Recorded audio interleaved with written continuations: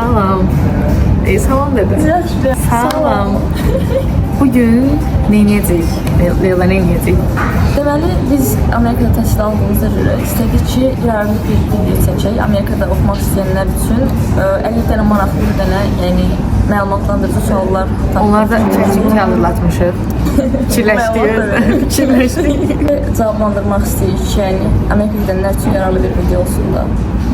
Çünki çox yəni məlumat tapanmalar axşamda. Məsələn, mən özüm tapanmırdım. Çox da insan falan axtarırdım. Eyni zamanda kofe və waffle var. Sən nə içirsən? Mən white chocolate mocha içirəm. Mən də iced salted caramel waffle içirəm. Dostlar, çox qəşəngdir.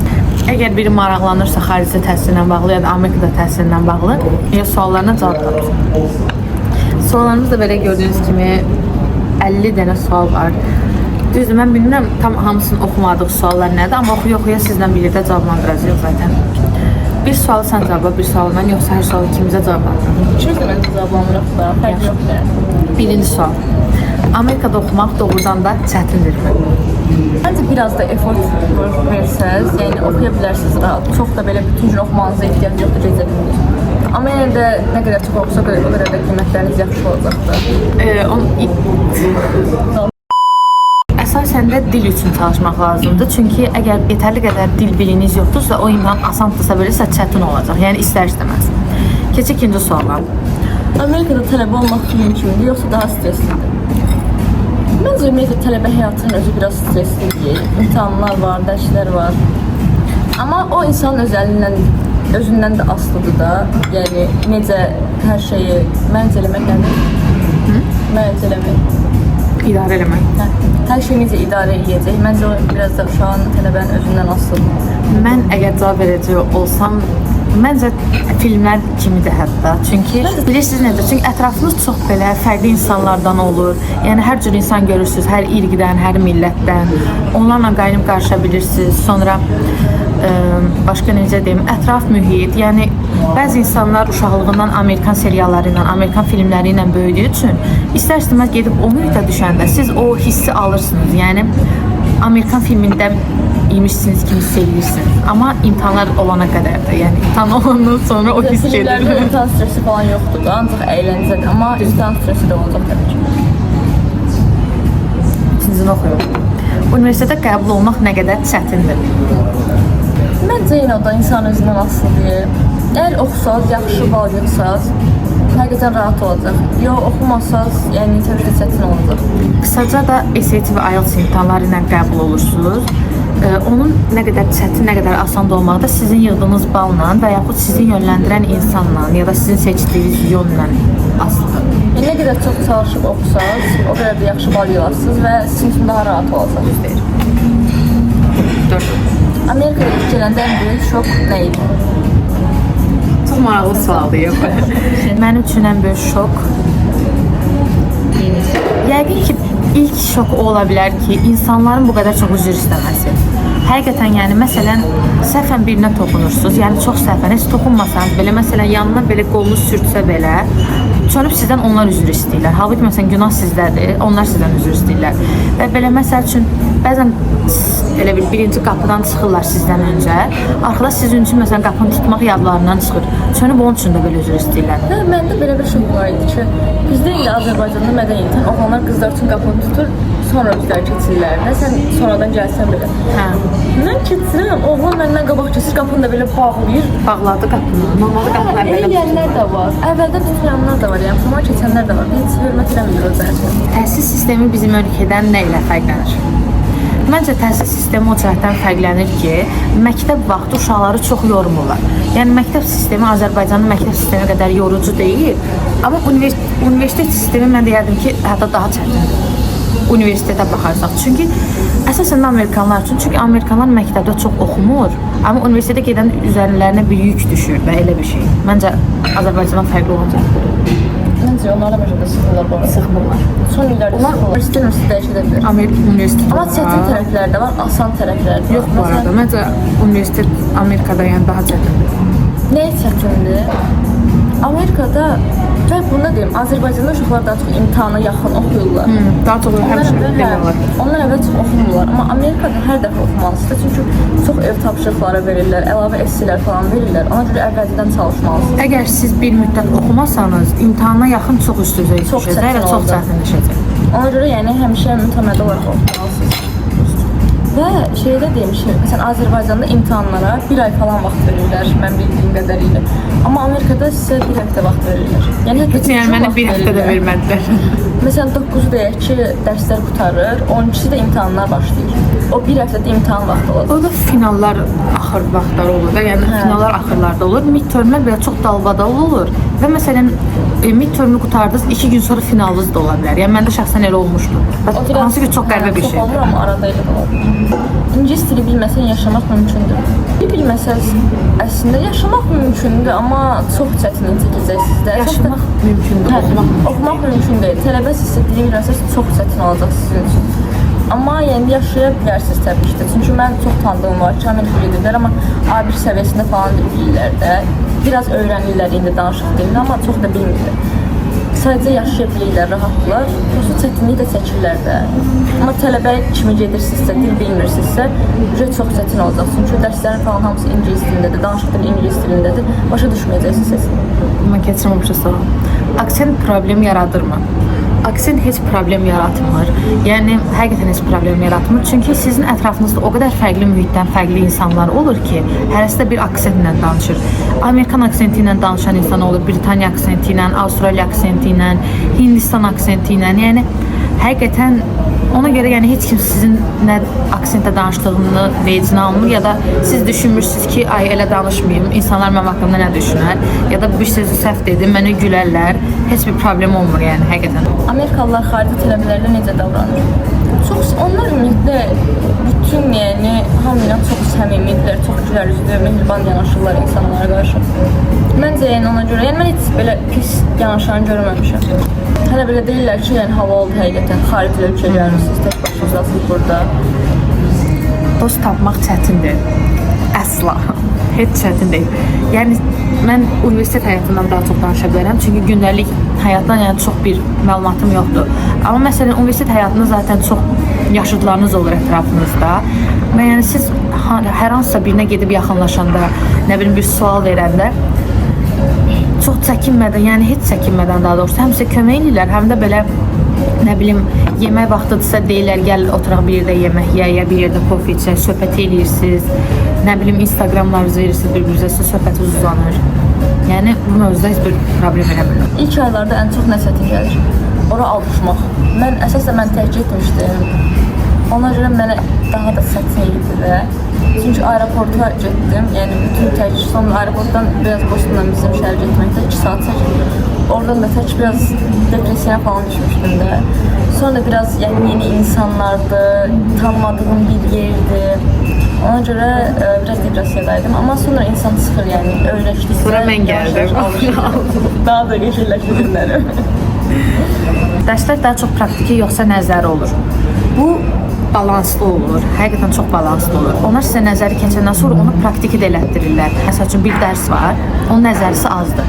Sizə onu praktiki belə həyatınıza yedirtməyə çalışırlar. Yəni sizə elə eləyirlər ki, siz onu həyatınızda elə bir problem ya da elə bir situasiya qarşınıza çıxanda siz onu mütləq belə həll edə bilərsiniz. Yəni çox önəm verilir həqiqətən praktiki şeylərə. Müəllimlər tələbələrə doğrudan kömək edirlər. Professorlar həqiqətən çox yaxşıdırlar. Yəni çalışırlar ki, sizi öyrətsinlər, dərsi öyrənərsiniz. Çətinliyiniz varsa elə çalışırlar ki, o çətinliyin üzərinə işləsinlər, sizə kömək eləməyə çalışırlar da orada. O cəhətdən məncə çox yaxşıdır. Məncə də. Amma düz deyəm, bu insanın özündən də asılı olur. Bəzilərinin öyrətmə metodikası fərqli olur.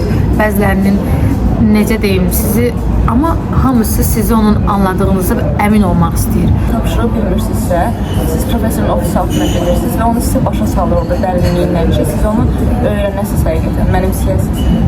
Cheat etmək mümkündür, yoxsa dərhal tutulursan? Çox gözəl sualdır bu. Necə? İnsanın fərasətindən də asılıdır, amma adətən eləmirlər. Yəni Çox pisdir yəni. çox pisdir. Çünki Amerikanların, əsasən Amerikanlardan danışım, Amerikanlar köçürməyə çox pis baxırlar. Onlar qanunun insanıdır. Özümüz oxusaq daha yaxşıdır. Çünki köçürmək həqiqətən yaxşı bir şey deyil. Yəni ona görə məncə ən yaxşısı özünüz oxuyun. Nə bilirsiniz onu yazın. Yəni bilməsəz belə ən azından özünüz yazmağa çalışın da. Aşağı da var gəlsə bilirsiniz ki, özünüz yazmısınız onu. Dərslər çox yüklüdür. Bu dərsdən asılıdır. Bəzi dərslərdə həqiqətən çox homework verirlər. Amma bəzi dərslərdə homework çox vermirlər. Və şeydən də asılıdır. Məsələn, bəzilərində imtahanlar deyək ki, dərsin 70%-idir. Dərsin əsas dərs olub olmadığından çox asılıdır. Hə, o da asılıdır. Ya da deyək ki, ev tapşırıqları 70%-dir. Onda bütün ev tapşırığı eləməlisiniz. Son imtahanlara daha az vaxt sərf edirsiniz. Bəzilərdə amma bütün imtahana çalışmalısınız. Ev tapşırıqlarına daha az vaxt sərf edirsiniz. Daha az ev tapşırıqları olur. Buna görə dərsdən dərsə dəyişir. GPA nədir və niyə hamı ondan qorxur? Onu bizə qorxuruq. Semestr boyunca sizin həm aktivliyinizi, həm dərslərdə olan qiymətlərinizi bir yerə toparlayan bir bal sistemidir. Belə izah edeyim. Adətən 4 üstündən olur. Yəni bir çox universitetlərdə 4 üstündən olur. 5 olan universitet də görmüşəm, 100 olan universitet də görmüşəm. Amma məsələn bizim universitetdən, biz universitetdə təhsil aldığımız üçün bizim universitetdə yəni 4 üstündəndir. Bu da bilirsiniz necə, dərslərdə əvvəlcədən silabusda bir bölünmə olur. Məsələn, sizin dərs iştirakınız bu qədər faiz əhatə eləyir, dərsdə midterm qiymətləriniz bu qədər, final imtahanlar qiymətləriniz bu qədər. 100% bölürlər. Hərəsindən aldığınız balı belə öz qanunlarına əsasən, öz qaydalarına əsasən hesablayırlar və 4 üstündən qiymət çıxardırlar. Sizin aktivinizi və başarınızı bir yerə toplayan bir qiymətdir də, yəni belə bir şey. Bu birinci semestrin sonu olur, sonra ikinci semestrin sonunda bir də bunlar 1 ilə 2-ni birləşdirirlər, ədəd orta, o da 1 ilin sonu olur. Belə bir şey. Və niyə hamı ondan qorxur? Çünki GPA onu CV-nizə yazırsınız və bu da sizə iş tapmağa kömək edir və yaxud da deyək ki, exchange eləmək istəyirsiniz bir semestrlik, onda da kömək edir. CV-nizdə böyük bir rol oynayır. Çünki adi şirkətə girmək istəyirsinizsə, orada yazılır ki, minimum 3.5 GPA məsələn. Ondan aşağıdırsa şansınız o qədər də az olacaq. Nə qədər yuxarı şansınız o qədər çoxdur. Amerikada oxumaq çox bahadır. Bu da dəyişir. Əgər yaxşı balınız varsa, yaxşı bal toplamısınızsa, o universitetdən yaxşı bir təqaüd alsaz, sizə hətta ucuz belə gələ bilər də. Çünki məsələn deyək ki, 100% təqaüdlər də olur da, ya da 50% təqaüd. Nə qədər təqaüd almamızdan asılıdır. Və orada özünüz işlədə bilərsiniz. Deyək ki, 100% təqaüd alıb, çox yaxşı, heç sən ödəmirsiniz. Və özünüz işləsəsə də əlavə gəlir qazancınız da olur. Yemək pulunuzu, qalmaq pulunuzu da rahatca ödəyə bilərsiniz, məsələn, ailənizə yük olmadan. Amma təqaüd almasaz çox çətindir, bəli, bahadır. Aylıq minimum nə qədər xərclənir? Əgər pul xərcləyən bir insansınızsa, əlbəttə ki, xərcləyəcəksiniz. Özdə ki, Amerikadakı məsələn dükanlarda çeşid çox bol olur, yəni rəngli olur, sizin çox göz oxşayıcı olur da, belə izah edeyim.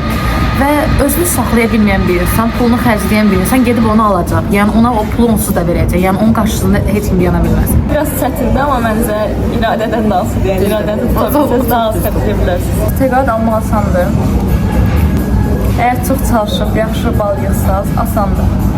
Balınız aşağı olsa, təqaüdlər həqiqətən çox çətin olur. Yəni nə qədər yüksək balınız varsa, ya da SC-lər falan da çox önəmlidir burada əslində. Şey də önəmlidir. Bəzi təqaüdlər var, beynəlxalq tələbələrə şamil olunmur.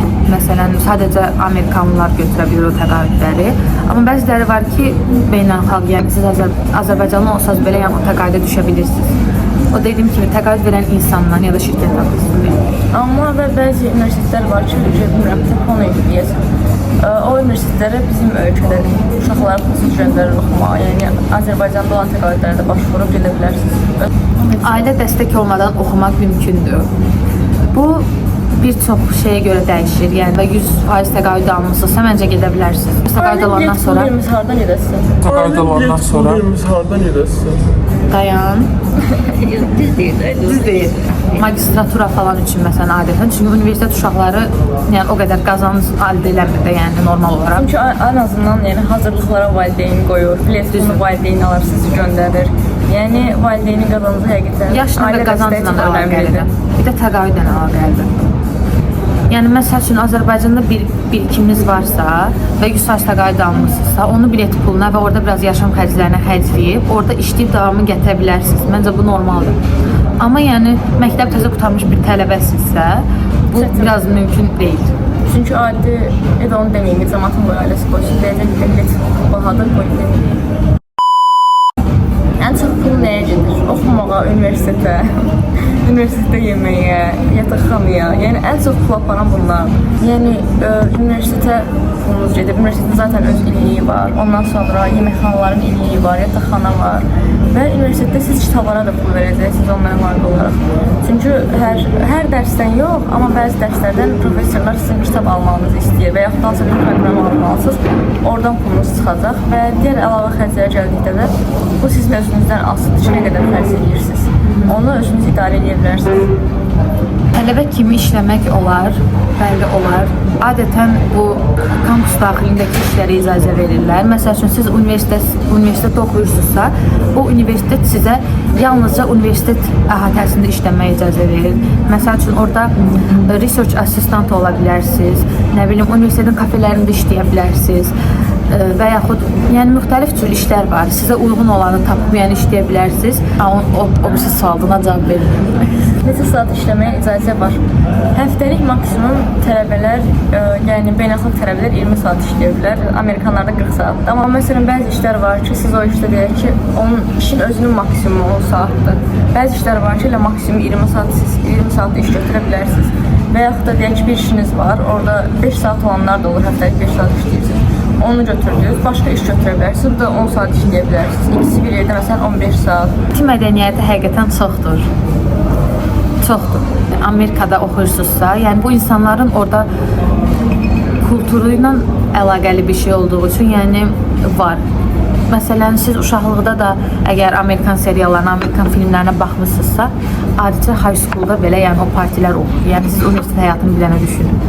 Bizim universitetin nə qədər akademik göstəriciləri olsa belə, məsəl üçün həqiqətən bir parti universiteti kimi Amerikada çox belə yaxşı yer tutur. Adətən həftənin spesifik günləri olur, həftə sonları falan, yəni səhərsi dərs olmayan günlər ki, tələbələr getsin, axşam rahatla əylənsin və tezdən durmaq məcburiyyətində olmasınlar. Dorumda qalmaq necədir? Yəni dorumdan asılıdır, sizin otaq yoldaşınızdan asılıdır, qonşularınızdan asılıdır. Əgər otaq yoldaşınız yaxşıdırsa, həqiqətən şanslısınız, çünki biraz çətindir. Mənimki də yaxşıdır bu arada. Otaq üçün çox rahat olacaq. Yola getmirsinizsə biraz çətin olacaq, çünki baxmayın da eyni otaqda qalırsınız, amma bir-birinizdən aranız yoxdur. Amma belə özünüz də, yəni qura bilərsiniz də o yaxınçılığı məncə. Amerika hərəsi bir millətdə olmağımız deyil. Və otaqların təmizliyindən də danışmaq lazımdırsa, o da asılıdır. Yəni universitetdəki elə bir yataqxanalardan, çünki bəziləri var ki, həqiqətən çox təmizdirlər, amma bəziləri onlara nisbətən belə daha pis deməyim, necə deyim, onu pis deməyim. Mən yataqxanalarda fərq edirəm. Baxın, hansı yataqxanada yaşıyorsunuz da. Məsələn, bəzi yataqxanalar var ki, onların otağı digərlərinə nisbətən daha böyükdür. Ya da belə fərqliliklər olduğu üçün o da biraz şans məsələsidir ilk ildən. Amma sonraki illər özünüz seçə bilirsiniz. Sonraki sual mənim sualımdır. Amerikalı roommate ilə yaşamaq çətindir. Mənim otaq yoldaşım Amerikalı olduğu üçün məncə bunu cevablaya bilərəm. Mənim otaq yoldaşım həqiqətən çox yaxşı bir qızdır. Düzdür, bu danışdıqlarımı başa düşməyəcək baxsa belə. Amma yəni onu tərifləyim, çünki həqiqətən tərifə layiq bir qızdır. Bilirsiniz necə? Yəni biraz tipik bir Amerikana oxşamır. Yəni əslində Yunan əsilli olduğu üçün bəlkə də ondan, yəni immiqrant sayılır Amerikada, amma məsəl üçün mən universitetdə tanıdığım Amerikalılardan biraz fərqli tipaja malikdir. Məsələn, biraz Azərbaycanlara oxşuyur xasiyyət baxımından. Buna görə məsəl üçün bir otaqda anlaşılmazlıq olur, yəni onu çox tez belə danışıb həll edə bilirik. Nə bilim, bir dənə problemimiz odur ki, o çox ventilator yandırır. Hava soyuğluğunda da çox ventilator yandırır və otaqda çox soyuq olur. Mən gəl ventilator söndürürəm, o təzə yandırır. Bilmirəm niyə, Amerikalılar yəqin ki soyuğa alışdığı üçün o soyuq sevir. Amma mən o qədər çox soyuq sevmədiyim üçün bir dənə bu problemimiz olur, başqa hər şey çox yaxşıdır. Universitetdə dating mədəniyyəti necə? Məncə onun cavabını verir. Mədəniyyətdə ümumiyyətlə və ölkələrin öz mədəniyyətləri çox fərqli olduğu üçün datingdə bizim ölkədən daha fərqlidir. Dating anlayışları ümumiyyətlə tamam fərqlidir bizim ölkədən. Ona görə mən də fərqlidir də yəni. Amerikalılar doğrudan da soyuqdur. Yox. Soyuq deyirlər. Həqiqətən istiqamlıdırlar, sizi tanımağa çalışırlar, sizə kömək eləməyə çalışırlar. Ona görə yəni soyuqda heç deyə bilmərəm. Hətta mən deyərəm ki, Azərbaycanlılar daha soyuqdur. Niyə? Və belə bir şey var ki, Azərbaycanda insanlar ilk dəfə yaxınlaşanda ya görünüş cəhətdən daha soyuq davranırlar. Sərhəd qoyurlar işlətdə. Məsələn, Amerikanlar promoy çox səmimi olurlar sizə. Amma Azərbaycanda o sərhədi qoyurlar. Tanıdıqca görürsünüz ki, həqiqətən heç də soyuq deyirlər də. Sadəcə ilk dəfədən o sərhədi yeni hamı qoyur Azərbaycanda. Amma şey də var, Amerikanlar sizə birincidən yaxın olur. O yaxınçılıq səmimiyyətsiz də ola bilər. Hə. Amma Azərbaycanda nadirən səmimiyyətsiz, yaxınçılıq olur da. Yeməkçilərə alışmaq çətindir. Bizim universitetin yeməkxanası nömrə 1 olduğu üçün 9 ildir, 9 ildir. heç çətin deyil də. Düzdür, hər insan öz ölkəsinin yeməyinə daha bağlı olur.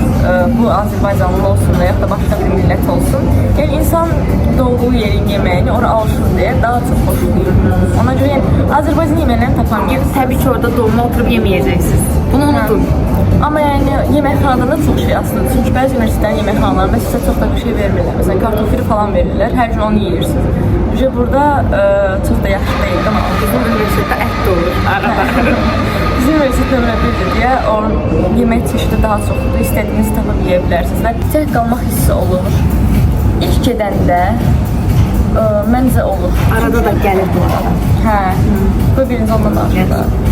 Əsas bu tək qalma hissi ilk gedəndə olur. Çünki əvvəldə demişdim, yəni yeni bir cəmiyyətdir, yeni bir insandır, yeni bir insan. Çünki yeni bir cəmiyyətə düşürsünüz. İnsanlar fərqlidir, ətrafınız fərqlidir, bilmədiyiniz çox şey var. Yeni bir dildir, hətta yəni dili bilsəniz də yeni bir dildə baxmayın. Bir var, hamı sizin bildiyiniz, yəni Azərbaycan dilində bazı danışırsınız, bir də danışırsınız. Yəni birdən-birə fərqli bir dil olan bir ölkəyə gedirsiniz, fərqli insanlar olan bir ölkəyə gedirsiniz. Ona görə biraz yəni insan bir depressiyaya düşür də və tək qalmaq hissi olur ilk vaxtlarda. Çünki yəni hər millət bir-birindən fərqlidir xarakteri cəhətdən. Siz Azərbaycanlılara alışmısınız, Amerikanlılar ya da başqa millətlər daha fərqlidir. İndi onlara da alışmalısınız. Ona görə alışan kimi biraz çətindir və arada da ilk gedəndən başqa da arada o tək qalma hissini yenə hiss edirsiniz də. Tam nə vaxt alışacaq bilmirəm. Mənim ikinci ilimdir, mən bir aradan hiss edirəm. Və mən ona görə çox sevinirəm ki, universitetə təzə gələn vaxtı Leyla ilə və bir neçə Azərbaycanlı ilə tanış oldum. Yəni, ən azından Azərbaycanlı hissini alıram orada. Yəni, çünki sırf ancaq xaricilər olsaydı ətrafım, bəlkə daha çox o hissi hiss edirdim. Daha çətin olardı alışmaq. Amma məsəl üçün biz ürəyimiz çox sıxılanda və yaxud belə çox belə depressiyada kimi hiss edəndə Leyla ilə görüşürük, zaten Azərbaycanca danışırıq. Ya da bir-birimizin zarafatlarını biz başa düşdüyümüz üçün, yəni təbii ki, bir Azərbaycan zarafatını Amerikanı eləsəniz, durub sizə gülməyəcək. Amma yəni biz aramızda o yaxınçılıq, o zarafat falan var deyə arada o yalnızlıq hissi gedir. Biz üniversiteye gidəndə orada gülürəm. Və siz Amerikaya gidəndə oradakı universitetlərdə Azərbaycanlılarda olacaq. O sizin üçün daha rahatdır, çünki öz millətinizdir, ondan öncə ölkədəksiniz, eləyəcəksiniz, əlaqə quracaqsınız və sizin üçün daha rahat olacaq oraya alışmaq. Yəni Azərbaycan ətrafınız olanda alışmaq asanlaşır. Mental health dəstəyi varmı? Var. Universitet daxilində var. Düzdür, mən heç vaxt o dəstəkdən yararlanmamışam. Yalan deyərəm yəni o barədə. Yəni yanlış hiss eləsəz, özünüzü dışlanmış hiss eləsəz, universitet məncə, necə deyim, köməkçilər var da, yəni sizə kömək edə biləcək, psikologlar gedə bilər. Onu ödəyir bu arada, psikolog ödəyir. Amma yəni biz eləməmişik, mən eləməmişim, mən də eləməmişim. Əldə eləyərəm, hələ. Burada oxumaq insanı dəyişir, yəni Amerikada oxumaq insanı dəyişir. Hayır. Həqiqətən siz özünüz onu hiss eləməsəz belə, qıraqdaşlar həmən dəqiqə hiss edir də. Məsələn, mənim dostlarım Amerikadan qalır, mənə deyir, ailəsin çox dəyişir, sən bu xarakterin ya da çox dəyişir. Biraz da böyüyürsünüz. İnsan olgunlaşır istərsən. Çünki orada, məsələn, Azərbaycanda ailənizlə yaşayırsınız da. Nəsə olanda o problemi, mən məsələn həmişə çalışırım ki, ailəm həll etsin də mən deyim. Bir söz deyim. Azərbaycanda dişiniz ağrısa belə, siz diş həkimindən yenə ananızla gedirsiniz. Başa düşürsünüz nə demək istəyirəm. Amma orada o şansınız yoxdur. Təksiz, yalnızsınız. Ona görə baxdırırsınız ki, işləri özünüz həll eləyəsiniz. Bu da məncə insanın həqiqətən olgunlaşdıran şeylərdən biridir. Yəni özünüz ayağınızın üstə durmaq kimi kimi deyil yəni, amma təxminən bacarırsınız elə bir şeylər. Yəni ki, yalnız qalacaksın kardeş, yapayalnız. Biz birbirimiz olduğumuz üçün yalnız yəni xəstələsə belə bir qədər yox. Həqiqətən məsələn mən Leyla ilə hələ çox yaxın deyildim. Həqiqətən yəni, aramız o qədər də yaxın deyildi. Amma mən xəstələnmişdim, yəni belə zəhərlənmiş getdiyim kimi bir şey olmuşdu. Balıqlı şeyin üstünə süt şey içmişdim, bəlkə də ona görə. Üstünə, hə, yəni bir arada acılı suşinin üstünə. Hə, spicy tofu. Suşun üstünə gedib matça içib, ondan sonra zəhərlənmişdim. Geri qayıtmaq istəyənlər var. Yəni mən şəxsən bəzi insanlar görmüşəm ki, bir 10 il Amerikada yaşasın, çox yaxşı bir həyat olsun, fiks bir maaş olsun, gözəl ailəsi olsun, amma onlar nədənsə məsələn yenə də öz vətənlərinə qayıtmaq istəyirlər. Bu yəni dediyimiz kimi insandan asılıdır. Məsəl üçün bəzən ürək sıxılır, öz vətəninə qayıtmaq istəyir, bəzən sadəcə yetərli qədər xoşbəxtlik tapa bilmir. Yəni xoşbəxtlik tapana qədər bəlkə də öz seçimlərini arada dəyişdirməlisən. Nə bilim, o çox belə mübahisəli bir sualdır, amma var yəni. Amerikada oxumaq xəyal idi, yoxsa təsadüf? Mən validdən xəyalım idi ki, Amerikada təhsil alım. Mesela Amerika mənə belə xəyali bir şeydir. American Dream. Yəni mən validdən Amerikada oxumaq istəmişəm. Ona görə mənim üçün əslində təsadüfdə xəyal da bilmirəm. Xəyalım Amerikada oxumaq idi, amma biraz da təsadüf oldu. Nədən? Mən belə ay gedib imtahana hazırlaşırım, Amerikaya gedim düşünmürdüm də çox da balaca vaxt. Biraz böyüyəndən sonra gördüm ki, insanlar gedib eləyir. Biraz da təsadüf oradan oldu ki, hə də mən də belə gedim hazırlaşım falan, elə qəbul olundu. Mənim üçün qoyacağım, mənim üçün təsadüf deyildi. Yəni təsadüf necə deyildi? Mən də istəmişəm həmişə xaricdə təhsil alım. Hətta mən bir ara elə düşündüm ki, mənim atam icazə verməz. Çünki və bir çox ailənin də problemidir. Məsəl üçün bəzi ailələrdə də atalar ya da böyüklər, qohumlar falan düşünür ki, tək qız uşağısan, olmaz xaric, uzaqdır, tək neyniyəcəksən orada, başa bir iş gələr, özünü necə qoruyacaqsan falan. Belə çoxlu mübahisələr baş verir ailədə və uşaq belə necə deyim, baskı altında qalır və uşaq elə düşünür ki, o tək qalsa heç nə bacara bilməz. Çünki yanında ailəsi yoxdur. Yəni ailə onları elə yetişdirir ki, yəni sən tək olsan, heç nə bilmirsən, sən tək qız uşaqsan. Adətən də bu qız uşaqlarında problem olur. Oğlan ondan deyirlər ki, oğlan da yəni öz başının çarəsinə baxar, heç nə başına gəlməz, amma qız olanda bu belə problemli bir söhbət halına gəlir. Ona görə mən də atama yəni heç vaxt deməmişdim ki, mən görəsən universiteti xaricdə oxuyum. Çünki elə düşünürdüm ki, yəni atam deyəcək yox. Bir dəfə anamla söhbət eləyəndə bir dənə qız var idi ya da oğlan idi, bilmirəm. Xaricdə təhsil alırdı və mən onun videolarını çox izləyirdim. Həqiqətən YouTube'da, TikTok'da gəzmə aktiv idi. Mən ondan sonra anama nəsə, anam iş görən vaxt anama demişdim ki, bəs universiteti görsən xaricdə oxusan nə olar? Anam da demişdi ki, universiteti səni qoyan deyil. Magistraturaya bəlkə gedərsən, amma universiteti yox. Mən də belə düşündüm ki, həfizdə yəni atam yox deyəcək, mən də orada qalacam. Sonra hansısa bir söz arasında atama dedim, atam dedi ki, niyə getmirsən? Çünki atam da əslində başlarda narazı idi, amma sonradan gördü ki, o insanlar necə başarı əldə edirlər, necə özlərini gelişdirirlər, necə yerlərə gəlirlər. Ondan sonra ailə də razı oldu və belə başladı məsəs. Və əgər zaten ailə çox ehtimal ki, çox ailə Azərbaycanda işdən çox razı olmayacaq. Hə, çünki mənim ailəm işdən razı deyil, biraz da baxımdan. Amma siz onlarla birləşmək ailənizdə həkmək istəyəcək ki, özləri artıq istəyəcək ki, siz xaricə gedəsiniz. Mən məsələn, atam yenə o da ilk başlarda biraz narazıdır. Amma sonra sevinirdi ki, yəni, hə gitsin qızım Amerikaya orada oxusun. İlk başlarda biraz narazıdırsa, sonradan gördük ki, yox, həqiqətən bu yaxşı ola bilər mənim üçün, daha fərqli imkanlar olar və s. Buna görə, yəni sonradan daha da sevindim də, mən də çox sevinirdim hətta getməyəmə. Hətta bəzən ailədən qırağa, yəni qohumlar falan çox belə reaksiya göstərirlər, çox yəni, hansı ki, çox yersiz bir şeydir. Məsəl üçün, sizin atanız razı olandan sonra çönüb bibiniz ya da, bilmirəm da, əminiz, xalanız, dayınız çönüb deyir ki, sən tək xaricə, ailənizin də fikirlərini dəyişməyə çalışırlar, bilmirəm, elə bir sizin üstünüzə belə qüvvələr göndərirlər də, belə məcazi mənada. Ona görə mən xoşuma gəlir, məsələn, ailə işinə, qıraqdan qarışılmasına. Çünki yəni, bir insanın öz valideynləri razıdırsa, məncə ona heç kimi qarışmamalıdır. Və işdən razı olsalardı, inanın ki, mən sonra çox sevinəcəkdir. Mən hətta bir-də papamın yanında xaricdə oxuyanların vloglarını falan açırdım, televizordan, YouTube'a qoşurdum, görmən baxıram. Amma atam da oradan onların başarılarını da çalışın ki, valideynləriniz göstərsiniz. Çünki onları görəndən sonra daha da razılaşacaqlar ki, həmən də yollanım getsin, nə bilim, başarılar əldə eləsin falan. Yəni, o da yaxşı təsir edin, məncə Allah gözəlir. Suallar bu qədər idi. İnşallah verdiyimiz cavablar sizə köməklik göstərmişdir ya da sizin maraqlarınızı cavablandırmışdır. Ümid edirəm ki, bunu izləyənlər üçün həqiqətən yararlı bir video olar. Bizim məqsədimiz yəni o idi ki, ora getmək insanlara biraz da olsa bir köməyimiz toxunsun ki, onlar həyatdakı xəyallarına, istəklərinə nail ola bilsinlər. Və bəzi insanlar çox şablon cavablar verir, yəni adətən belə video çəkənlər.